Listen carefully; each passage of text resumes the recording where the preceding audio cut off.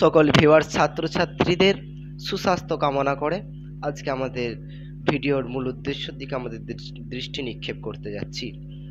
চলুন আজকের ভিডিওটা যেটা থাকবে সেটা হলো ইংলিশ বোঝা এবং ইংলিশকে বলতে পারা এবং ইংলিশ। তো আজকে আমরা ইংলিশকে কিভাবে পরিষ্কার ইনফ্লুয়েন্টলি ভাবে পড়তে পারবো সেই বিষয় নিয়ে আলোচনা করব।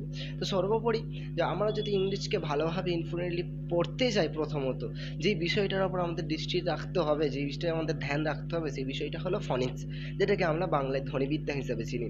তো আজকে আমরা আলোচনা করবো ইংলিশের ফনিক্স বিদ্যা বা ধ্বনিবিদ্যা হিসাব, যেটাকে আমরা বাংলায় বলে ধ্বনিবিদ্যা, সেই নিয়ে আলোচনা করব। আর কিভাবে আপনি একটা ম্যাজিক টিপস অ্যান্ড ট্রিক্সের দ্বারা ইংলিশকে ইনফ্লুয়েন্টলি পড়তে পারবেন, সেই রকম কিছু টিপস অ্যান্ড ট্রিক্স আমরা এই ভিডিওর প্রত্যেকটা লেসনের মাধ্যমে আপনাদের সঙ্গে তুলে ধরবো। অবশ্যই আপনি যদি এই চ্যানেলের নতুন মানুষ হয়ে থাকেন, এই চ্যানেলের সাথে আপনার নতুন সাক্ষাৎ হয়ে থাকে, অবশ্যই আমাদের চ্যানেলটিকে সাবস্ক্রাইব করুন, লাইক করুন এবং অবশ্যই যদি আপনার ভিডিওটা উপকার হয়ে থাকে পরের কাছে শেয়ার করে দেন, যাতে সমাজকে উন্নতির শিখরে পৌঁছানো যায়। চলুন আজকে ভিডিও শুরু করা যাক। তো ফনিক্স, যেটা আমরা ধ্বনিবিদ্যা চিনব, প্রত্যেকটা ল্যাঙ্গুয়েজের আমরা জানি যে তাদের একটা পার্সোনাল অক্ষর থাকে, যে অক্ষরগুলোকে আমরা শুধু বাংলায় গ্রামারিকভাবে বর্ণ বলে থাকি, ঠিক ওইভাবে ইংলিশেরও বর্ণ বা অক্ষর আছে। আমরা সমস্ত সেই অক্ষরগুলিকে চিনি, যেগুলোকে আমরা ABCD নামকরণ করেছি। তো সেই নামকরণের দ্বারা তার পরের অবস্থান থেকে আমরা শুরু করতে যাচ্ছি যে ফনিক্সের বিষয়গুলো। আমরা জানি এ থেকে জেড পর্যন্ত টোটাল আমাদের যে অ্যালফাবেট বা বর্ণ বা অক্ষর যেটা আছে, সেটার সংখ্যা হচ্ছে 26টি। বাংলা অক্ষরের মতো ইংলিশেও কিন্তু তার দুটো বিভক্তি আছে। যথাক্রমে বাংলাকে আমরা যেটাতে স্বরবর্ণ বলে থাকি সেটাকে ইংলিশে ভাবেল বলা হয়, বাংলাতে আমরা যাকে ব্যঞ্জন বর্ণ বলে থাকি সেটা ইংলিশে কনসোনেন্ট বলা হয়। তাহলে আমাদের কাছে বা আপনাদের কাছে এখন ক্লিয়ার, পরিষ্কার যে ইংলিশ যে অ্যালফাবেটগুলো রয়েছে, বর্ণগুলো রয়েছে, তাদেরকে দুভাগে বিভক্ত করা হয়েছে। প্রথমত নাম্বার 1 হচ্ছে ভাবেল, নাম্বার 2 হচ্ছে কনসোনেন্ট। এখন জেনে নেব যে ভাবেল কোন অ্যালফাবেটগুলো, কোন অক্ষরগুলো, কোন বর্ণগুলো, এবং কনসোনেন্ট কোন অক্ষরগুলো, কোন বর্ণগুলো এবং তাদের কাজ কি। তো আমরা প্রথমত জেনে নিই যে অ্যালফাবেটের মধ্যে ভাবেল হলো, সেটা হচ্ছে AEIOU, আর কনসোনেন্ট হলো বাদবাকি ভাবেল ছাড়া যে সমস্ত অ্যালফাবেটগুলো পড়ে রইল প্রত্যেকটাই হচ্ছে কনসোনেন্ট, যেমন BCDFGHJKLMNPQRSTVWXYZ। এখন অক্ষরগুলির উচ্চারণ অর্থাৎ সাউন্ড সম্পর্কে তো আমরা আপনাদের কাছে কিছু জানাবার চেষ্টা করব। তো তার পূর্বে যে সমস্ত অক্ষরগুলোকে নিয়ে আলোচনা করবো তাদের নাম আমি বলছি। সেটা হচ্ছে প্রথমত আমরা যে বিভক্তটাকে নিয়ে আলোচনা করবো সেটা হচ্ছে ভাবেল। ভাবেলের মধ্যে যে অ্যালফাবেটগুলো পড়ে AEIOU, এদের উচ্চারণ নিয়ে বা এদের সাউন্ড নিয়ে আমরা প্রথমে আলোচনা করতে যাই। তো এখন আপনারা স্ক্রিনের মধ্যে দেখতে পাচ্ছেন যে এখন আমরা যাদের কিনা আলোচনা করব সেটা হচ্ছে ভাবেল অ্যালফাবেটগুলো। তো ভাবেলের মধ্যে যে প্রথম অ্যালফাবেট সেটা হচ্ছে এ যত প্রকার উচ্চারণ দেয় তার প্রত্যেকটা উচ্চারণের সাউন্ড এবং তার একটা করে উদাহরণ আমরা আমাদের সঙ্গে উপস্থাপন করছি। তার উচ্চারণ তার উচ্চারণ দেয়, যেমন এয়ার, অ্যাঞ্জেল, প্লেন। তার উচ্চারণ দেয়, যেমন অ্যান্ট, অ্যাপেল, অ্যারো। তার উচ্চারণ দেয়, যেমন অল, অল। তার উচ্চারণ দেয়, যেমন আনচোর, আর্ম, আফটারনুন। এইভাবে নেক্সট তারপরে যেটা যে অ্যালফাবেটটা সেটা হচ্ছে ই যে উচ্চারণগুলো দেয় সেটা হচ্ছে হস্যই, হস্যই, এরকম ধরনের দেয়, যেমন হচ্ছে ইয়া, ইস্ট, ইগল, ইরেজার। ঠিক এইভাবে আবার তার উচ্চারণ এর মতো দেয়, যেমন এগ, এলবো, এনজয়, এলিফ্যান্ট। ঠিক এইভাবে আবার তার উচ্চারণ আয়ের মতো দেয়, যেমন আই, ইয়াউলি, আর্থ। তাহলে আমাদের কাছে যে উচ্চারণগুলো দিতে তার সংখ্যা হচ্ছে 3টে এবং তাদের আলোচনা আমরা আপনাদের সঙ্গে তুলে ধরলাম। এরপরে নেক্সট যে অ্যালফাবেটটা আছে সেটা হচ্ছে আই। তার উচ্চারণ আয়ের মতো দেয়, যেমন কাইট, কাইট, নাইট, এখানে আই এসেছে। আইসক্রিম, আইসক্রিম এসেছে, আই আবার তার উচ্চারণ হস্যই ই মতো দেয়, যেমন ইঙ্ক, মিল্ক, রিং, ইন্ডিয়া। তার উচ্চারণ আয়ের মতো দেয়, তার উচ্চারণ দেয়, তার উচ্চারণ এর মতো দেয়। তো অর্থাৎ দেখতে পাচ্ছি আমার স্ক্রিনে যে তার উদাহরণ যেগুলো আমাদের সঙ্গে ভেসে আসছে বা স্ক্রল হয়ে আসছে সেটা হচ্ছে bird, girl, fire. Bird, girl, fire, I এখানে প্রত্যেকটা উচ্চারণ তার আয়ের মতো দিয়েছে, আকার আকারে উচ্চারণ দিয়েছে। তো এরপরে চলে যাই নেক্সটে যেটা আছে সেটা হচ্ছে ও তার উচ্চারণ 4 রকম দিয়ে থাকে। তার মধ্যে হচ্ছে তার একটা উচ্চারণ 2 রকম ও থাকে, একটা হচ্ছে গোল ও, একটা হচ্ছে আমাদের ও আর মতো ও। তো অর্থাৎ আমি এটাকে একটাই ধরলাম, অর্থাৎ ও এর মতো উচ্চারণ দেয়, যেমন old, boat, box, doll, orange. ঠিক ওইভাবেই ও তার উচ্চারণ আয়ের মতো দেয়, যেমন কাউ, আউট, আউল, মাদার। এখানে প্রত্যেকটা জায়গায় ও বসেছে কিন্তু তার উচ্চারণ হচ্ছে আয়ের মতো।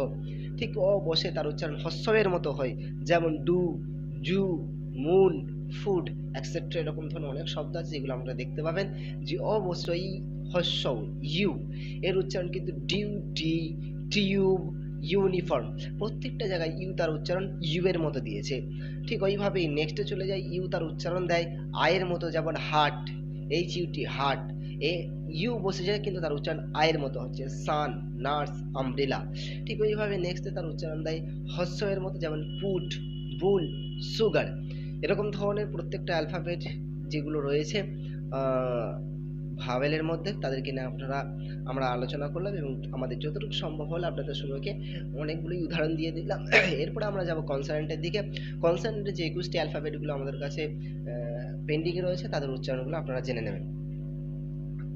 তো বি তার উচ্চারণ বয়ের মতো দেয়, সি তার উচ্চারণ ক আর দুর্দস্য এর মতো দেয়, ডি তার উচ্চারণ ডয়ের মতো দেয়, এফ তার উচ্চারণ ফয়ের মতো দেয়, জি তার উচ্চারণ বর্গীর্য বা গয়ের মতো দেয়, আর এইচ তার উচ্চারণ হয়ের মতো দেয়, জে তার উচ্চারণ বর্গীর্যের মতো দেয়, কে তার উচ্চারণ কয়ের মতো দেয়, এল তার উচ্চারণ লয়ের মতো দেয়, এম তার উচ্চারণ ময়ের মতো দেয়, এন তার উচ্চারণ দন্তন নয়ের মতো দেয়, পি তার উচ্চারণ পয়ের মতো দেয়, কিউ তার উচ্চারণ কয়ের মতো দেয়, এর আর তার উচ্চারণ রয়ের মতো দেয়, এস তার উচ্চারণ দন্তস্বরের মতো দেয়, টি তার উচ্চারণ টয়ের মতো দেয়, ভি তার উচ্চারণ ভয়ের মতো দেয়, ডাব্লিউ তার উচ্চারণ ও উন্তস্থ বা বয়ের মতো দেয়, এক্স তার উচ্চারণ কসের মতো দেয়, কস কস এরকম ধরনের উচ্চারণ দেয়, ওয়াই তার উচ্চারণ আই ও উন্তস্থের মতো দেয়, জেড তার উচ্চারণ বর্গীর্যের মতো দেয়। তো আপনাদের কাছে একটা ইম্পর্টেন্ট টপিক আমি এখানে একটু আলোচনা করে দিতে চাই যে কনসোনেন্টের যত অ্যালফাবেট আছে এরা যতক্ষণ না পর্যন্ত তার ভাওয়েলের সাথে যুক্ত হবে ততক্ষণ এদের কোনো রকমের সাউন্ড বা আওয়াজ আসবে না, কার্যকারিতা হবে না। তথাপি আমরা জানতে পারলাম যে কনসোনেন্ট যে অ্যালফাবেটগুলো আপনাদের সম্মুখে তাদের উচ্চারণ সাময়িকভাবে প্রকাশ করলাম, সেই উচ্চারণগুলো সেই সাউন্ডগুলো কখন কার্যকারী হবে, যখন তারা ভাওয়েলের সাথে বা স্বরবর্ণের সাথে যুক্ত হয়ে কোনো একটা শব্দ হবে তখন এদের যে সাউন্ড সেগুলো কার্যকারিতা হবে বা ধ্বনিগুলো তখনই কার্যকারিতা হবে। অতএব আমরা চেষ্টা করব যে ভাওয়েলের সাথে কনসোনেন্টকে যুক্ত করে তার উচ্চারণ করা। নেক্সটে যাই, প্রত্যেকটা জিনিসের আমরা জানি যে উচ্চারণ করার দুটো দিক থাকে, একটা হচ্ছে লম্ব মানে লম্বা করে দীর্ঘ করে যেটাকে আমরা লং বলে থাকি ইংলিশে, আর আরেক রকম উচ্চারণ হচ্ছে হ্রস্ব যেটাকে ছোট করে বা শর্ট করে পড়ে থাকি। তাহলে আমরা এখন উচ্চারণগুলো জেনে নেবো যে আমরা ভাওয়েলের একটা দীর্ঘায়ু উচ্চারণ আছে আর একটা হ্রস্ব উচ্চারণ আছে মানে শর্ট উচ্চারণ আছে। তো 5টা অ্যালফাবেট যেটা রয়েছে তাদের দীর্ঘ উচ্চারণ এবং তাদের শর্ট উচ্চারণ অর্থাৎ ছোট করে উচ্চারণটা আমরা জেনে নেব। উচ্চারণ ছোট করে দেয় সেটা হচ্ছে আ ও আর এ, আর এ তার উচ্চারণ দীর্ঘ করে দেয় একার আর হর্ষ ইকার, ই তার উচ্চারণ হর্ষ ইকার দীর্ঘভাবে দেয় আর এ আর আ ছোট করে দেয়, আই তার উচ্চারণ আইটা লং করে দেয় মানে দীর্ঘ করে দেয় আর হর্ষ ইটা আপনার ছোট করে দেয়। ঠিক ওইভাবেই ও তার উচ্চারণ দীর্ঘ করে দেয়, ও ওকার আর হর্ষ এই চিহ্নগুলোর দ্বারা এই আপনার আকার একার বা এই ভাওয়েলগুলোর দ্বারা এরকম সাউন্ড দিলে তাদের উচ্চারণ দীর্ঘ করে হবে, আর ও আ হর্ষ এই সাউন্ডগুলো দিলে তারা হর্ষ করে দেবে। যদি ও তার উচ্চারণ দেয় তাহলে ছোট করে হবে, একদম লম্বা বা দীর্ঘ হবে না। ইউ তার উচ্চারণ ছোট করে দেয়, ইউ পড়লে তার উচ্চারণ দীর্ঘ করে দেয়, আর উ আর আ মানে হর্ষ এই উচ্চারণটা ছোট করে দেবে আর আ তার উচ্চারণ ছোট করে দেবে। ইউ যখন তার উচ্চারণ দেবে হর্ষ আর আ তখন ছোট করে দেবে, ইউ তার লম্বা উচ্চারণ দেবে দীর্ঘ উচ্চারণ দেবে ইউ থাকলে। তা আমরা জেনে নেবো একটা বিশেষ মানে আরেকটা ট্রিক্স আপনাদের কাছে তুলে ধরছি যে কিছু কিছু সময় ডাব্লু আর ওয়াই তারা ভাওয়েল হিসাবে আখ্যায়িত হয়, তাই এদেরকে আবার প্রথমত দ্বিতীয়ত প্রথমটা আমরা আপনাদের সম্পর্কে ক্লিয়ার করলাম, এখন দ্বিতীয়ত তাদেরকে কিছু কিছু সময় ভাওয়েল হিসেবে গণ্য করা হয়। কোন সময় ভাওয়েল হিসেবে গণ্য করা হয়? ডাব্লু আর ওয়াই যখন শব্দের মধ্যে আর শেষে থাকবে, ডাব্লু আর ওয়াই যখন শব্দের মধ্যে আর শেষে থাকবে তখন ডাব্লু আর ওয়াই কে ভাওয়েল হিসেবে গণ্য করা হবে বা বিবেচিত করা হবে। যেমন কে ই ওয়াই কি, এখানে কিন্তু আপনার ডাব্লু আর ওয়াই কে ভাওয়েল হিসাবে বিবেচিত করা হয়েছে। ডাউন, এখানে ডাব্লুকে আপনার কি বলা হয়েছে, ডাউনের মধ্যে ডাব্লুকে এখানে শেষের দিকে বা মধ্যস্থানে আছে বলে একে ভাওয়েল হিসাবে বিবেচিত করা হয়েছে। কিন্তু যখন ডাব্লু আর ওয়াই শব্দের শুরুতে থাকবে, অর্থাৎ প্রথমের দিকে থাকবে, তখন কিন্তু সেই ডাব্লু আর ওয়াইকে কনসোনেন্ট হিসাবে বিবেচিত করা হবে। তাহলে অবশ্যই ভিউয়ার্স, আপনার কাছে এতক্ষণ পর্যন্ত কনসেপ্ট ক্লিয়ার যে কিভাবে ইংলিশকে আমরা পড়বো এবং পড়তে গেলে আমাদের কাছে যে প্র্যাকটিসের ব্যাপার আছে, সেই প্র্যাকটিসগুলো কিভাবে করবে, সেই জিনিসগুলো নিয়ে আপনাদের সঙ্গে তুলে ধরলাম। এখন আমরা আপনাদের যে ভিউয়ার্স যারা এসেছেন আমাদের চ্যানেলে, আপনারা এসেছেন এবং জানতে পেরেছেন যে ধ্বনিবর্ণ কিভাবে আমরা শিখব, সেই হিসাবে আপনাদের কাছে তুলে ধরলাম ভিডিওটি। এবং সর্বশেষ আপনাদের কাছে এক্সারসাইজ দিচ্ছি, যে টাস্কগুলো আপনারা নিজে করতে পারেন এবং আপনাদের যদি সন্তান থাকে, ছাত্রছাত্রী থাকে, তাদেরকে দিয়ে করাতে পারেন।